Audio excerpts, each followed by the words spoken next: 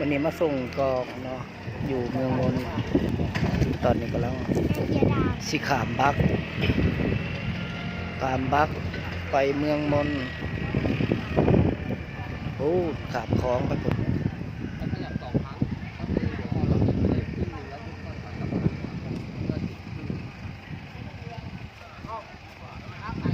รอบักอยู่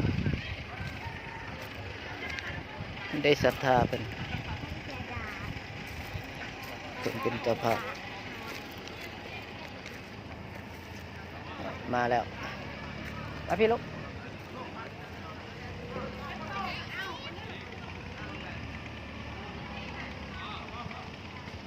ตอนนี้ก็ลังมา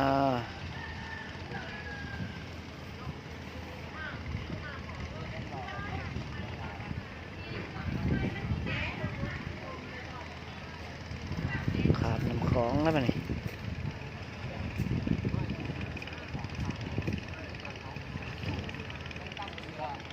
นี่เขากำลัง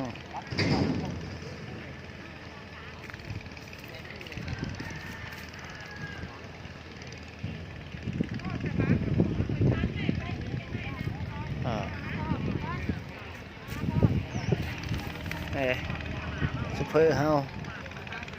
ซูเปอร์ขับรถกองเฮาสิขามไปฟังคลอง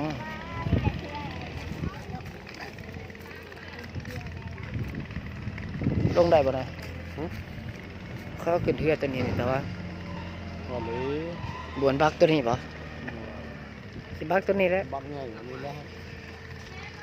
พวกเขาจะน่าจะมาจะฟังโอเคอ่ะไปฮอดปุ่นฮักจิได้ถ่ายเบิ่งให้เบิ่งอีกเทื่อนึงเนาะคือปุ่นเด้อโตมีแต่ผู้งามผู้สาวก็ได้